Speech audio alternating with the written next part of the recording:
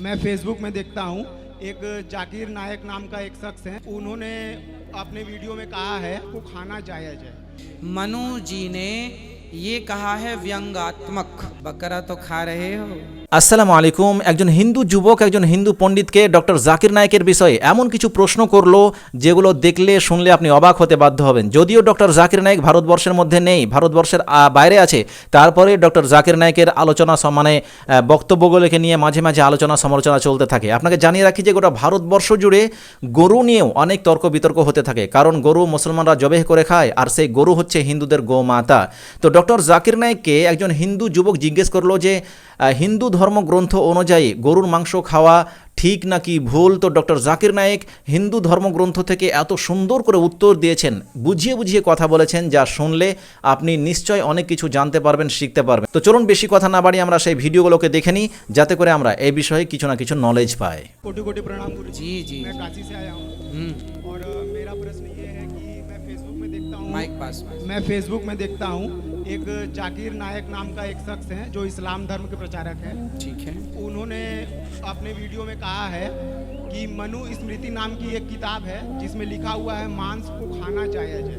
तो ये कहाँ तक सही है, ये क्या सही है, इसके बारे में आप हमें भाई मनु स्मृति में लिखा है यत्र नार्यस्तु पूज्यन्ते रमन्ते तत्र देवता तत्रैतास्तु न पूज्यन्ते सर्वास्तत्रा फला क्रिया। जिस घर में नारी का सम्मान होता है वो वहाँ देवी देवताओं का वास है।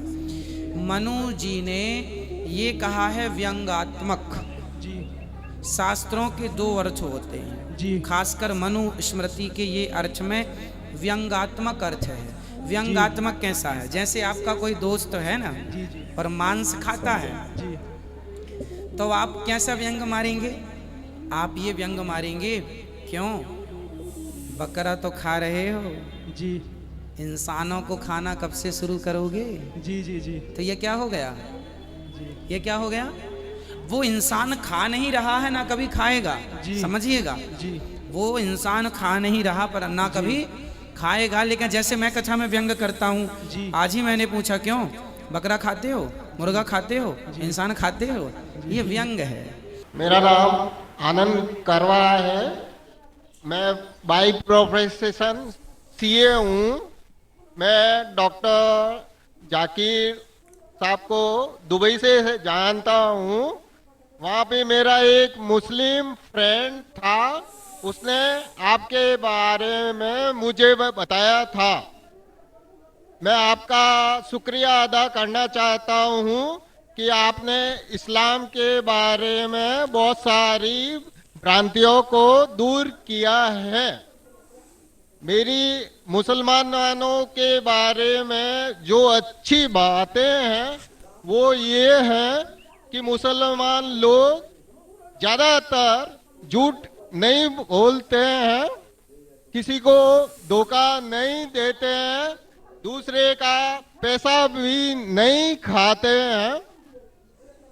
लेकिन मुझे एक बात मुसलमानों से कहनी है कि वो लोग गाय का मांस क्यों खाते हैं? आनंद भाई ने सवाल किया। वो कहते हैं कि वो मुझे दुबई से जानते हैं माशाल्लाह, और कई सालों से मेरे तकरीर सुन रहे, और वो कहते हैं कि उनके तजुर्बे के हिसाब से वो समझते हैं कि मुसलमान अच्छे लोग हैं, सच बोलते हैं, झूठ नहीं बोलते, किसी का पैसा नहीं खाते। लेकिन एक उनको मुसलमानों के बारे में एक चीज़ जो खटकती है कि मुसलमान गाय का गोश्त क्यों खाते, वो उनका सवाल है। मैं पहले बोलना चाहता हूँ भाई साहब आनंद जी कि एक मुसलमान अच्छा मुसलमान रह सकता है 100% शाकाहारी होने के बाद भी। A Muslim can be a good Muslim even by being a pure vegetarian. शुद्ध शाकाहारी होने के बाद भी एक मुसलमान 100% अच्छा मुसलमान रह सकता है। लेकिन क्योंकि अल्लाह सुब्हाना व तआला हमारा रब, हमारा खालिक, कुरान मजीद में अल्लाह ताला फरमाते हैं, सूरह माइदा में सूरा नंबर 5 आयत नंबर 1 में अल्लाह ताला फरमाते कि आप उन 4 पायों जानवरों का गोश्त खा सकते हैं जिनकी हमने इजाजत दी है। अल्लाह ताला फरमाते सूरह नहल में सूरह नंबर 16 आयत नंबर 5 में कि आप कैटल का गोश्त खा सकते हैं। कुरान में जिक्र आता है सूरह मोमिनून में सूरह नंबर 23 आयत नंबर 21 में कि आप कैटल में से आपको मिलता है दूध, उनमें से मिलती है आपको गर्मी और आप इनका गोश्त खा सकते हैं। तो जब अल्लाह सुब्हाना व तआला हमारा खालिक हमारा मालिक कहता है कि आप गोश्त खा सकते, तो क्यों हमें नहीं खाना चाहिए? मैं आपको कोशिश करूंगा बताने के लिए कि आज की साइंस ये कहती है कि हमारे जिस्म में हमको प्रोटीन की जरूरत है, कम से कम 23 एमिनो एसिड की जरूरत है। यही 23 में से 8 एमिनो एसिड हमारे जिस्म में नहीं बनते, उसके लिए फर्ज है कि ये हमारे खाने में हमें ये अमीनो एसिड मिलना चाहिए।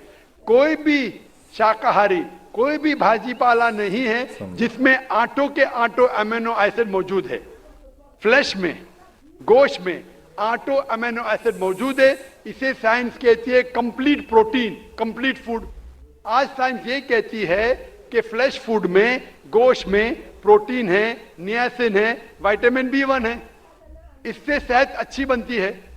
और आज आप देखेंगे जो जानवर जो शाकाहारी होते हैं, जो सिर्फ भाजी पाला खाते हैं, भेड़, बकरी, गाय, आप देखेंगे इन जानवरों के दांत इनके चपटे हैं, उनके पास हर्बीवोरस सेट ऑफ टीथ है।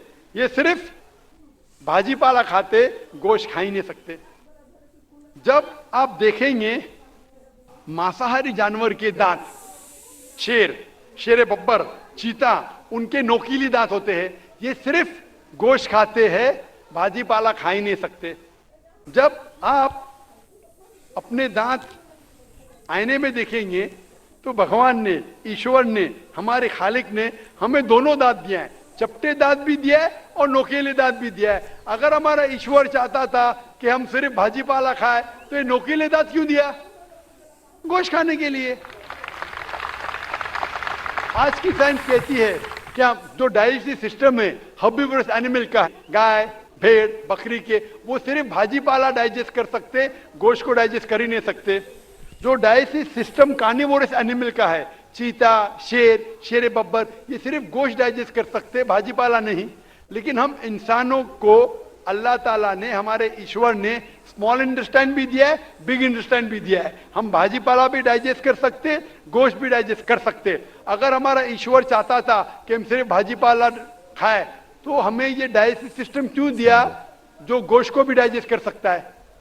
तो साइंटिफिकली हमारा जिस्म हमारे ईश्वर ने ऐसा बनाया है कि हम भाजी पाला भी खा सकते हैं, गोश्त भी खा सकते हैं। और बहुत लोग को गलत फहमी है कि हिंदू मजहब में गोश्त खाने की ममानियत है। भाई आप हिंदू है ना? आपके नाम से लगता है आप हिंदू है। हिंदू है ना सर? जी हिंदू ही है। आप हिंदू है ना? हाँ बिल्कुल सही, आपके नाम से लग रहा है आनंद आपका नाम है, आप हिंदू है। आपको गलतफहमी होंगी कि हिंदू मजहब में गोश्त खाना हराम है। आप जब हिंदू मजहबी किताब पढ़ते हैं, आपकी मजहबी किताब में लिखा है कि गोश्त भी खा सकते हैं, मांस भी खा सकते हैं और बीफ भी खा सकते हैं, गाय का गोश्त भी खा सकते हैं।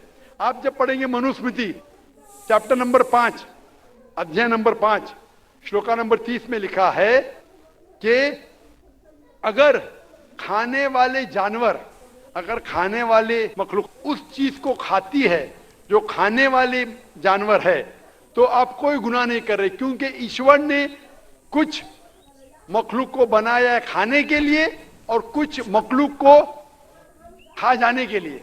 सम to eat and some to be eaten. तो अगर आप खाने वाले जानवर खाते हैं तो गुनाह नहीं कर रहे। लिखा है मनुस्मृति में अध्याय नंबर 5 श्लोका नंबर 31 में कि अगर आप पूजा के लिए जानवर को कत्ल करते हैं तो कोई गुनाह नहीं करते। लिखा है मनुस्मृति में अध्याय नंबर 5 श्लोका नंबर 39 और 40 में कि ईश्वर ने कुछ जानवर को बनाया है पूजा के लिए, सैक्रिफाइस के लिए। तो killing in sacrifice is not killing. तो कत्ल करना पूजा में कत्ल नहीं है। तो मनुस्मृति के मुताबिक आप गोश्त खा सकते हैं। फिर आप जब मुताला करेंगे महाभारत का, महाभारत में अनुशासन पर्व में अध्याय नंबर 88 में युधिष्ठिर, पांडव के 5 भाई थे, आपने युधिष्ठिर का नाम तो सुना होगा। युधिष्ठिर जो पांडव के 5 भाई थे, युधिष्ठिर पांडव में सबसे बड़ा भाई था। वो पूछता है भीष्म से कि हम यज्ञ में, पूजा में क्या खाना दे ताकि हमारे परदादा खुश होंगे। तो भीष्म कहता है अगर हम यज्ञ में, पूजा में चावल, बार्ली, सेब, भाजीपाला देंगे तो हमारे परदादा 1 महीने के लिए संतुष्ट रहेंगे।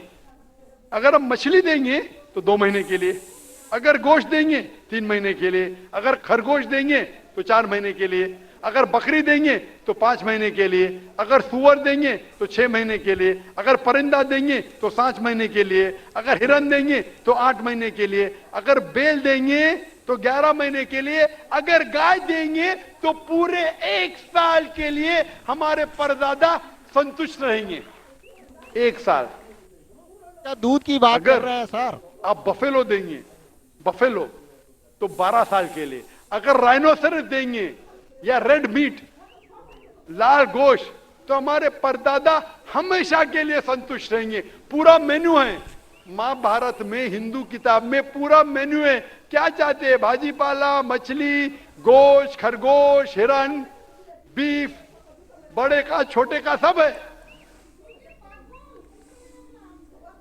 आप अगर वेद पढ़ेंगे, वेद में भी लिखा है कि संत और साधु गोश्त खाते थे, गाय का गोश्त भी खाते थे। फिर आप क्यों कहते हैं कि गोश्त खाना हराम है? क्योंकि बहुत से हिंदू लोग बाकी मज़ाहिब से प्रसन्न हुए। मजहब से प्रसन्न होने के बाद कुछ मजहब मानते अहिंसा में, और वो समझते हैं कि जानवर को कत्ल करना गुनाह है। क्यों?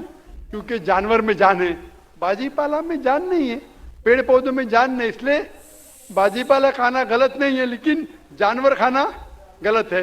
आज साइंस तरक्की कर चुका है और हम जानते हैं कि पेड़ पौधों में भी जान है, तो उनकी लॉजिक जरा बदल गई। हाँ जाकिर भाई, हम जानते हैं पेड़ पौधों में जान है, लेकिन पेड़ पौधे, उनको दर्द का एहसास नहीं है, उन्हें दर्द नहीं होता। पेड़ पौधों को दर्द नहीं होता है और जानवर को दर्द होता है, इसीलिए जानवर खाना बड़ा गुनाह है, पेड़ पौधे खाना कम गुनाह है। आज साइंस फिर से तरक्की कर चुका है। तरक्की करने के बाद अब साइंस ये कहती है कि पेड़ पौधों को भी दर्द होता है, लेकिन उनकी दर्द की आवाज आपको सुनाई नहीं देती। हम इंसान सिर्फ 20 साइकिल्स और 20,000 साइकिल्स के दरमियान फ्रीक्वेंसी में सुन सकते, इसके नीचे, इसके ऊपर नहीं सुन सकते। वो चीखते हैं लेकिन हमें उनकी आवाज सुनाई नहीं देती। तो एक शख्स ने मुझसे सबसे ज्यादा बहस किया और कहा कि जाकिर भाई, मैं मानता हूं कि पेड़ पौधों में जान है, पेड़ पौधे को दर्द होता है, लेकिन पेड़ पौधों में सिर्फ 2 या 3 सेंसेस है, जानवरों में 5 सेंसेस है, इसलिए जानवर का कत्ल करना बड़ा गुनाह है। तो मैंने उससे पूछा कि अगर आपका भाई पैदा होता है 2 सेंसेस कम के साथ, वो सुन नहीं सकता है और बात भी नहीं कर सकता है, गूंगा है और बहरा है, जब वो बड़ा होता है और अगर कोई इंसान उसका कत्ल करता है, तो क्या आप जाके कहेंगे जज से, मिलॉर्ड कातिल को कम सजा दो क्योंकि मेरा भाई गूंगा था, वो सुन नहीं सकता था, बात नहीं कर सकता था? आप तो कहेंगे कातिल को डबल पनिशमेंट दो, मेरा भाई तो मासूम था, ना सुन सकता था ना बात कर सकता था। इस्लाम में 2 सेंसेस लेस और 2 सेंसेस मोर नहीं। इस्लाम में अल्लाह ताला फरमाते हैं सूरह बकरा में, सूरह नंबर 2 आयत नंबर 168 में, 168 में, eat of the good things which Allah has provided you. जो अच्छी चीज आपको आपके अल्लाह ने दी है उसको आप खा सकते हैं। तो आप अगर मुताला करेंगे मजहबी किताबों का और साइंस का, गोश्त खाना कोई गलत नहीं है, और मुझे खुसूसन कोई गिला शिकवा नहीं अगर गैर मुस्लिम, अगर हिंदू गोश्त नहीं खाते, मुझे कोई गिला शिकवा नहीं, क्योंकि अगर सब हिंदुस्तानी गोश्त खाने लगेंगे तो हिंदुस्तान में गोश्त का भाव बढ़ जाएगा।